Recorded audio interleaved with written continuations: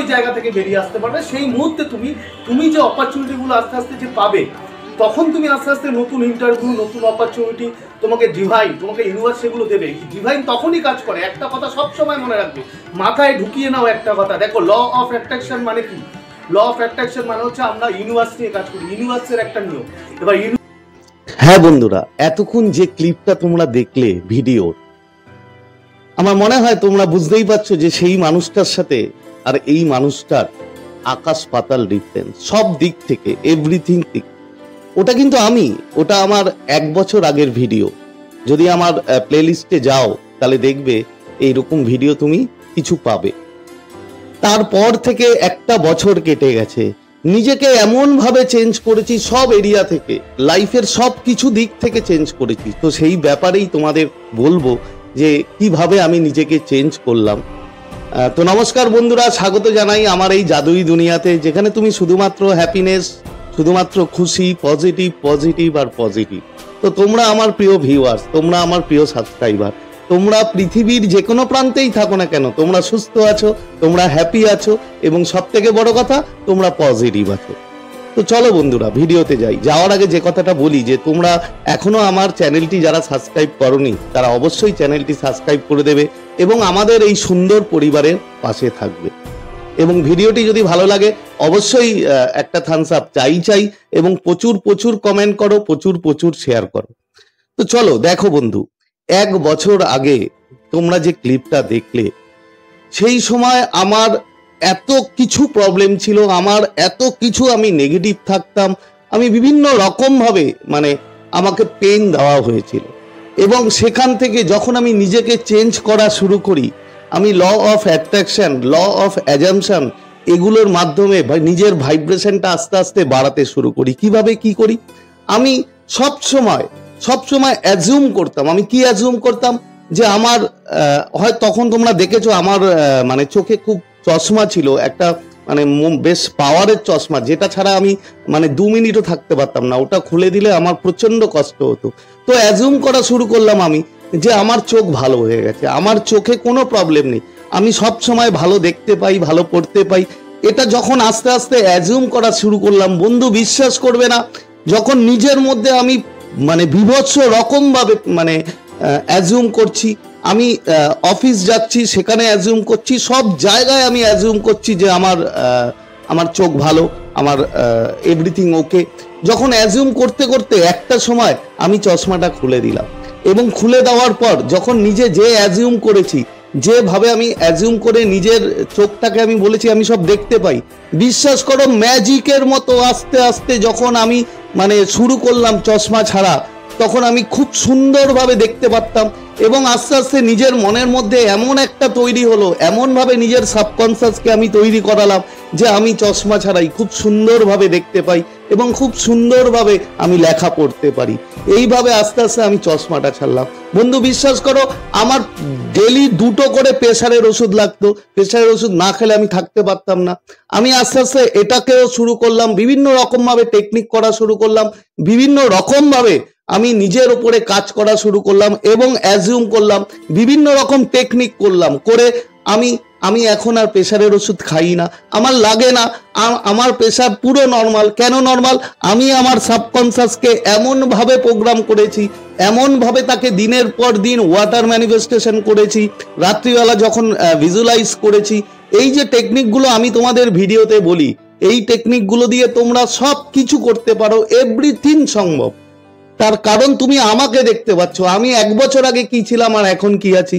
আমার চলাফেরা, আমার কথাবার্তা, আমার এভরিথিং, সব কিছু। আমার ওজন ছিল, বিশ্বাস করবে না বন্ধু, 65-এর ওপরে আমার ওজন ছিল, 70 কিলো। সেখান থেকে আমি কমিয়েছি মাত্র এখন 52-53। আমার কোমর ছিল 36, এখন আমার কোমর হচ্ছে 30 কি তারও নিচে। তো বন্ধু এইরকম ভাবে নিজের ওপরে বিভিন্ন রকম কাজ করেছি, বিভিন্ন রকম ল অফ অ্যাট্রাকশন করেছি, ল অফ অ্যাজাম্পশন করেছি, এমন ভাবে নিজের ভাইব্রেশন লেভেলটা হাই করেছি। এবং একটা কথা সবসময় মনে রেখেছি, আমাকে এই 1 বছরের মধ্যে, কি 1 বছরের একটু বেশি সময় ধরে আমাকে এতটা পেন দেওয়া হয়েছে, ডিভাইন আমাকে এতটা পেন দিয়েছে, তারপরেও আমি আমি জানতাম তখন যে আমাকে পেন দেওয়া হচ্ছে, আমাকে টেস্ট নেওয়া হচ্ছে, আমাকে টেস্টিং করছে। তার কারণ যখন তোমার জীবনে কোনো রকম কোনো পেন আসে বন্ধু, কোনো রকম কোনো খারাপ কিছু হয়, তখন ভাববে ওটা ডিভাইনের দ্বারা টেস্ট করা হচ্ছে। তুমি যখন তোমার কোনো যখন অ্যাচিভমেন্ট থাকে, তোমার কোনো ডিজায়ার থাকে, সেই ডিজায়ারে বন্ধু তোমাকে বিভিন্ন রকম ভাবে এই ডিভাইন টেস্ট করে। আমাকেও করেছিল, আমার জীবনে প্রচুর মানে ইনসিডেন্ট হয়েছে, প্রচুর পেন দেওয়া হয়েছে, কিন্তু তারপরেও আমি এক মুহূর্তের জন্য কখনো কিন্তু নেগেটিভ হয়েছি। মানে কোনো মুহূর্তের জন্য হয়তো যখন নেগেটিভ হয়েছিলাম, সাথে সাথে আমি নিজেকে এমন ভাবে পজিটিভে ভরিয়ে নিয়ে গেছি, এমন ভাবে অ্যাফার্মেশন দিয়েছি যা তুমি কল্পনা করতে পারবে না। বন্ধু, আর একটা কাজ আমার লাইফে খুব হয়েছে, যেটা প্রচুর ভাবে আমি সাকসেস পেয়েছি, সেটা হচ্ছে রোবোটিক অ্যাফার্মেশন।